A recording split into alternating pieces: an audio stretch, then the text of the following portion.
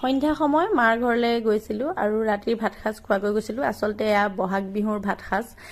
Papa আহিব যিহেতু ইলেকশ্যনৰ কাৰণে ঘৰলৈ নোৱাৰিছিল, গতিকে ময়ো ভাত খাবলৈ যোৱা নাছিলোঁ। আচলতে এনেই খায়ে থাকোঁ, কিন্তু বিহুৰ ভাত বুলি ক'লে পাপা থাকিলে বেছি ভাল লাগে, গতিকে মানে পাপা আহোঁতেই গৈছিলোঁ। আৰু এয়া টেষ্ট কৰিব সময় হৈ গ'ল। মায়ে যে একদম জুইত বনাই দিছে, এনেকুৱা টেষ্টি হৈছিল নহয় মাংসখিনি।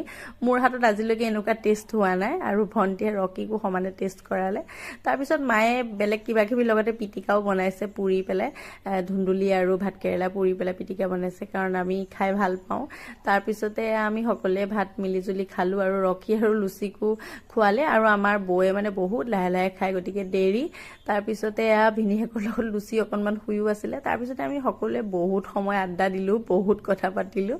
আৰু শেষত আৰু ঘৰলৈতো উভতি আহিবই লাগিব, কিন্তু উভতাৰ বাটত চাওকচোন, ভাইটিয়ে আধা বাটত কুকুৰটো থৈ যাব লগা হৈছে, আমাৰ লগত যোৱা কুকুৰটো, বাটৰ কুকুৰ ভয়ত।